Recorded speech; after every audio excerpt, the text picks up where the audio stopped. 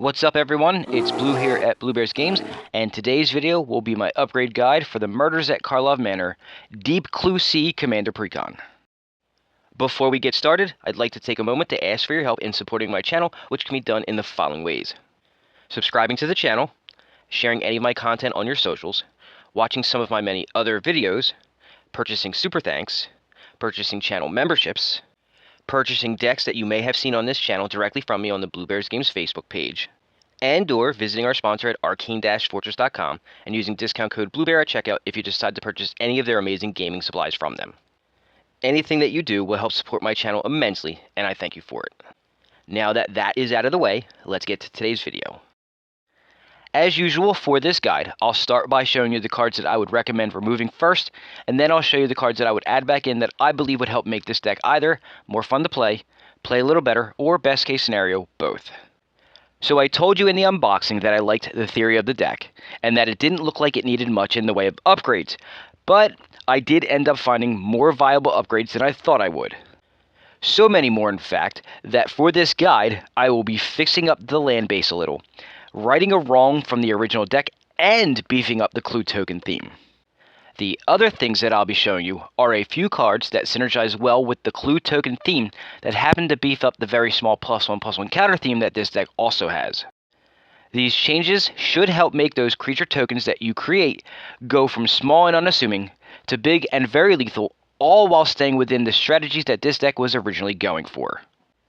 So rather than keep rambling on, let's just get right to my guide, starting with what I would take out first.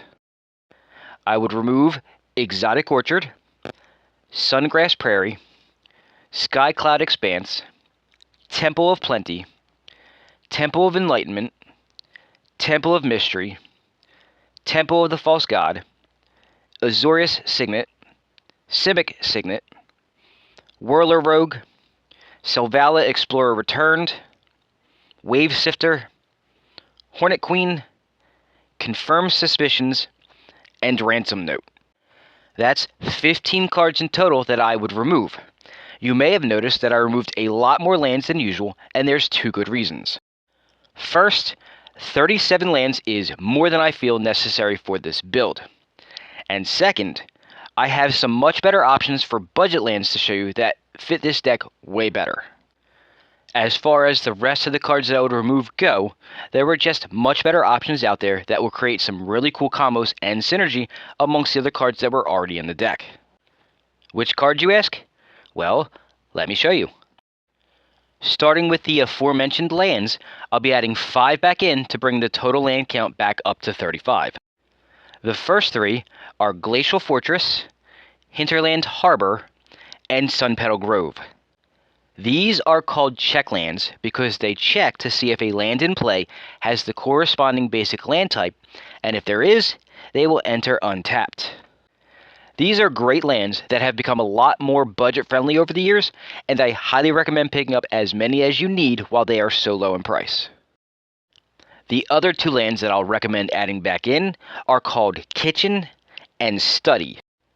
These are from the Clue set, and in my opinion are much better than the Temples thanks to their ability to create clue tokens repeatedly. Next, I want to talk about the card that I had mentioned in the unboxing video that made no sense not being included in this precon, but was inexplicably included in the Revenant Recon precon. I'm talking, of course, about Thought Vessel. I get that there are other cards in the deck that grant you no max hand size, but in a format of singletons, redundancy is kind of important.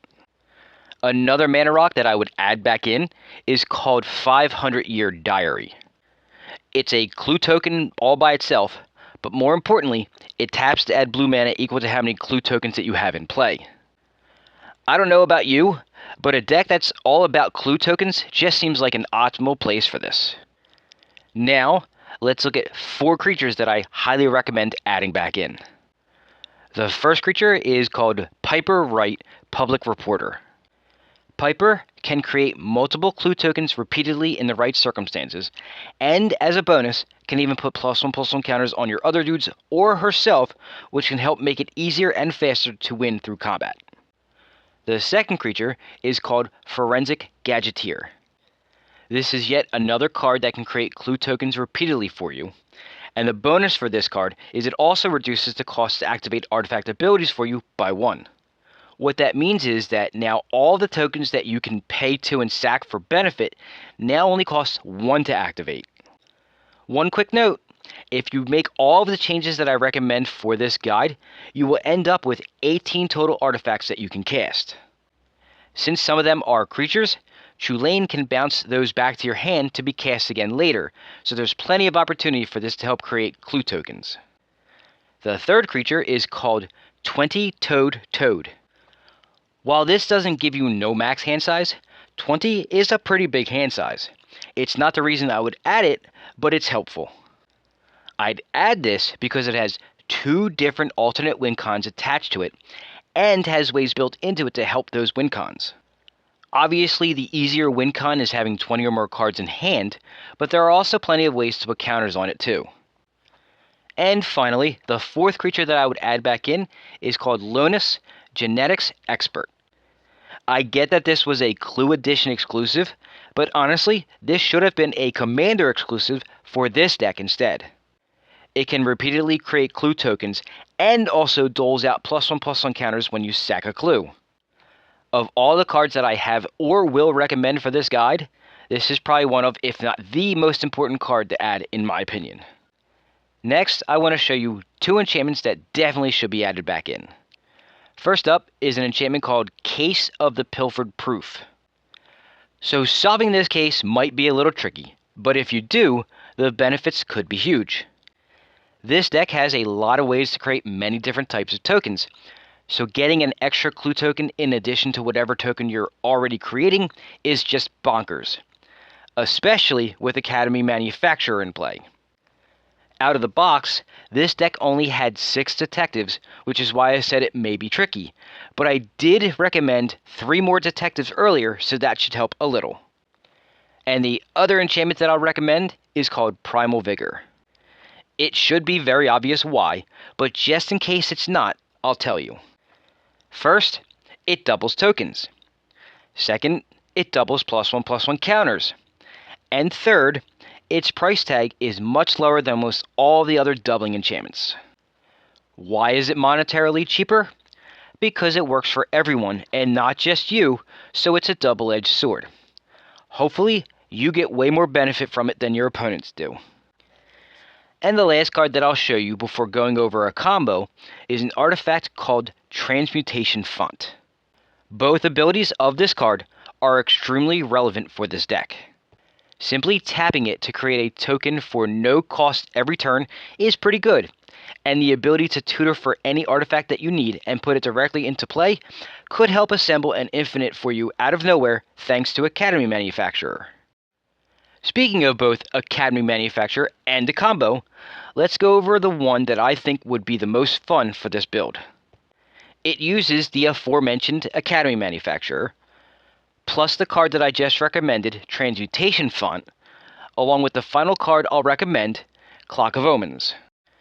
Together, these 3 cards can result in infinite blood tokens, infinite card draw, infinite clue tokens, infinite colored mana, infinite draw triggers, infinite food tokens, infinite life gain triggers, infinite mana artifacts you control can produce, infinite rummaging, which is basically looting or drawing a card to discard a card, infinite self-discard triggers, infinite treasure tokens, and infinite untap of artifacts that you control.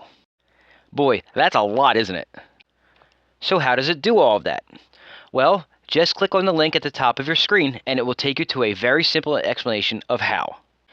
There's actually another combo that's very similar to this one in the deck as well, but it's not quite as good.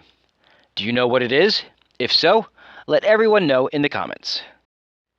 So there you have it, folks. My upgrade guide for the Murders at Karlov Manor Deep Clue C Commander Precon. While everything that I just showed you won't make this Precon a top tier deck, it will absolutely make this one of the more fun ones that you can play, in my opinion. While this looks like a lot of fun, if you really want to, you could put some of the really expensive token doublers in it, but everything I just went over is less than $25, which I believe is less than every other token doubler out there that I didn't suggest. So for less than $25, I've created a bunch of extra synergies without hampering any of the rest of the deck.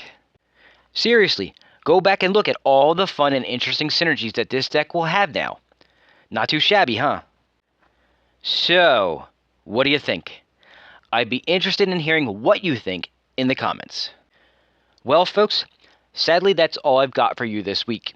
Thanks for watching, and if you're looking for more Magic content to watch, please browse my playlist, as I'm sure you'll find more of my videos that you'll enjoy.